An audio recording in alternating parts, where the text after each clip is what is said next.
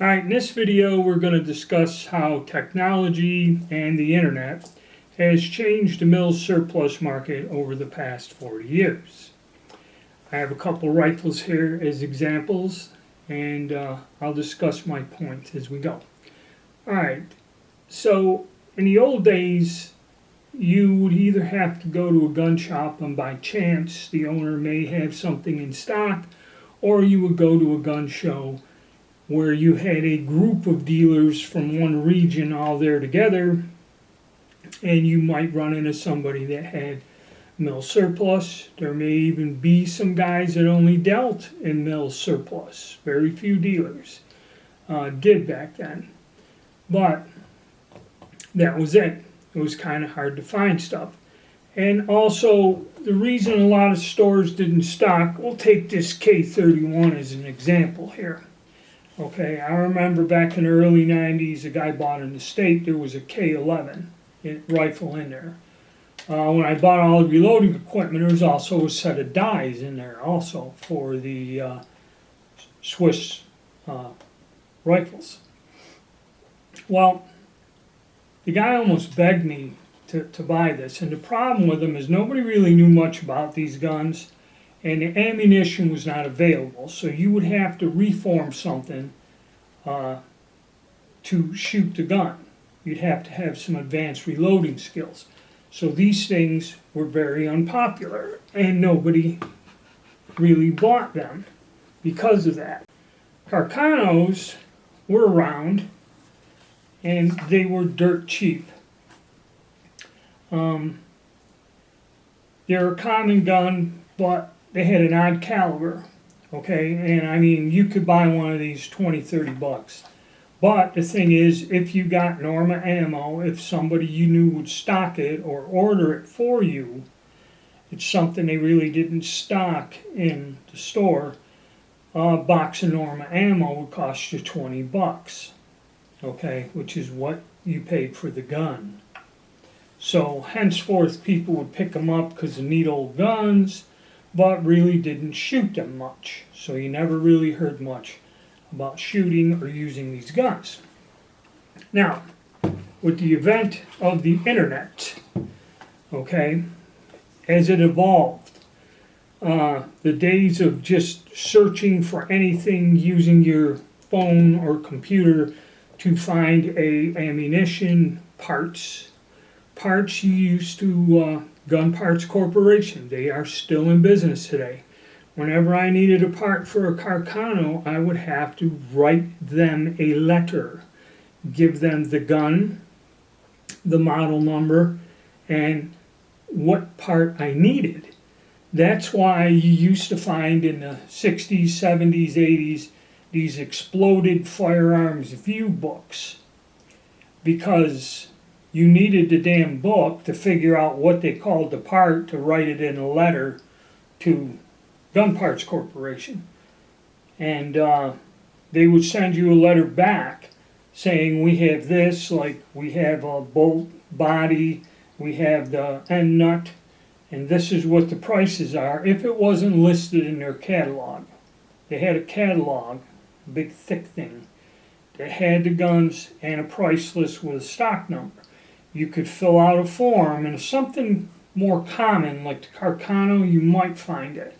Something a little unusual, you'd have to write a letter. But I always remember writing a letter, okay, to get, and then they would send me back the parts they had in stock and the price they wanted. I would take that with a check, send it to them, and that's how you got the parts. So things were a little bit more complicated and slower. Now, we got YouTube, we got people showing you rifles, shooting the guns, explaining to them, explaining the history and everything behind them. And here's where the hook comes. We'll go back to the Swiss gun. I remember watching a video, I'd say 10 years ago.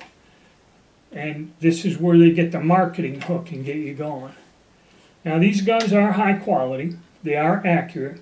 When you get the ammo, that's another thing, the Swiss ammo started coming out, and it wasn't that old.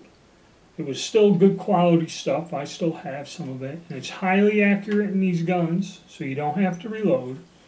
And these guns are pretty basic, simple. They're more modern guns. The sights are start off at 100 meters instead of 300 meters like some of the guns from prior to World War One. So it's a simple gun to use. You line it up, and they're high quality. They're accurate. You know, even somebody totally unskilled can bench one of these rifles and shoot them and hit their mark. Okay, so, and also the guy doing the video goes, these guns are super high quality, and at this price, which he was talking about, the average price, a little over $300.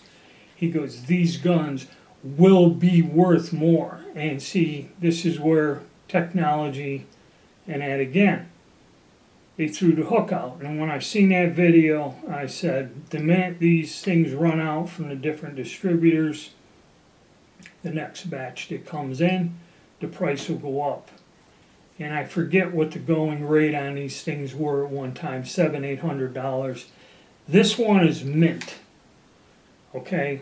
And I think when it was all said and done, I bought this gun. It was made in either last year or something. This gun is minty as hell, and I think I paid $600 for it. And I've seen guns in worse condition go for more, okay?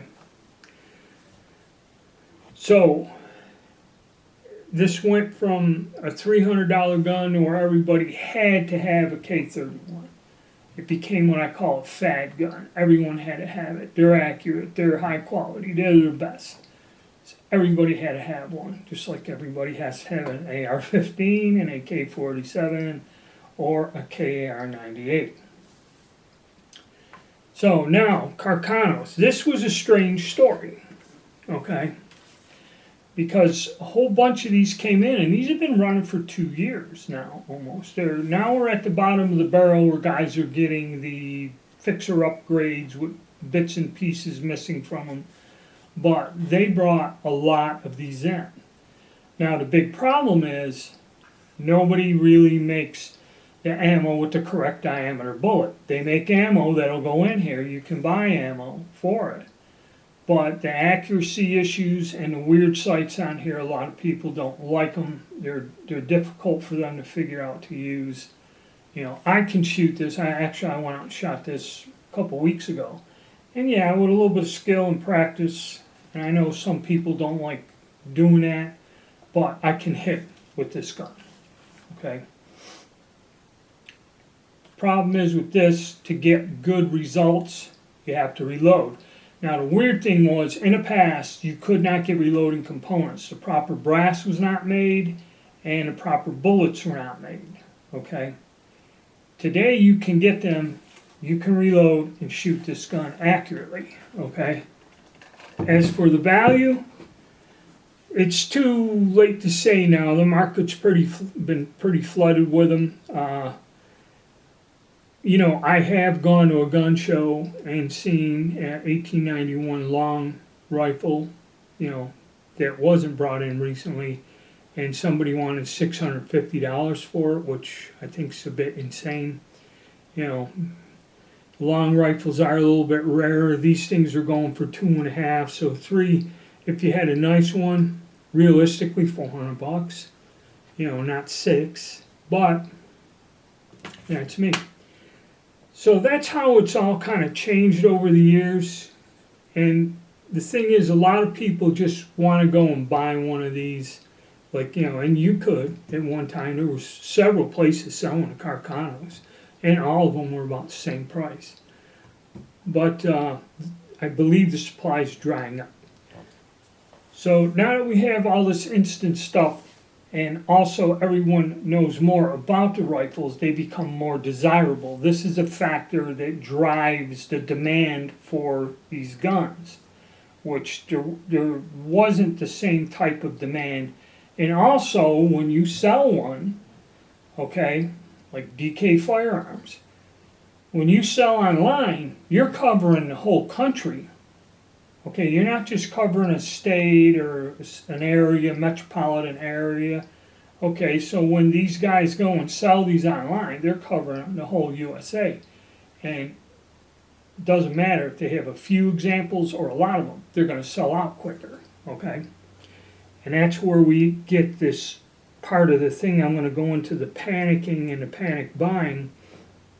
A lot of mill surplus stuff, the minute it comes out on the market, they get you. Well, we got so many of these, we don't know how long it'll last.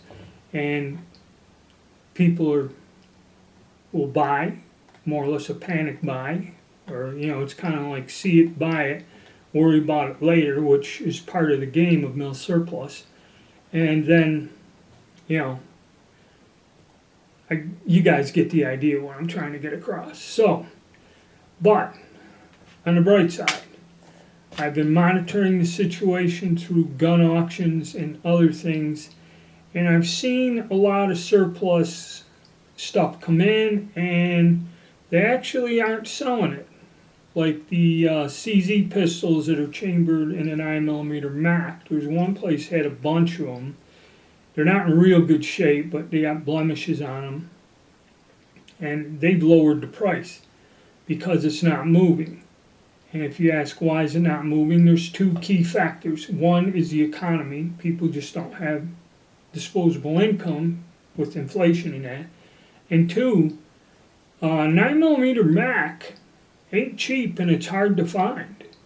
Okay, after the fall of communism and they opened up the floodgates from Eastern Europe, there's tons of that stuff, and it was dirt cheap. And all the pistols that came with it out of Hungary, Bulgaria, whatever, Ukraine, Poland, all those guns and those handguns in that caliber. Ammo was inexpensive. Plus, the steel case stuff the Russians made, which was fairly good stuff and worked good in the pistols. Unfortunately, that's all dried up, and it is a bit more expensive. And I think that's why people aren't purchasing these guns. Same like the 7.62 by 25, okay, for all them tokes. It used to be that stuff was, I remember calling once, and I regret not buying a case of ammo, and a woman goes, we got a whole warehouse full of it. She goes, that ain't going to change. And then all of a sudden one day it just miraculously disappeared, and now you're going to spend close to $30 for a box of 50 rounds. Reloadable, yes, but isn't like getting 70 rounds for $8 like back in the day, and shoot the gun all day long. Alright, so that's my little update on it. I'm going to do several others about the mill surplus, or just actually the gun market in general. There's a lot of crazy things going on, and all of us knowing with an election year, and also I'm going to talk about some of the laws they're going to try to impose here, or they're talking about, and that in other videos. Alright, so if you like the content, hit the like button, subscribe, and please stay tuned.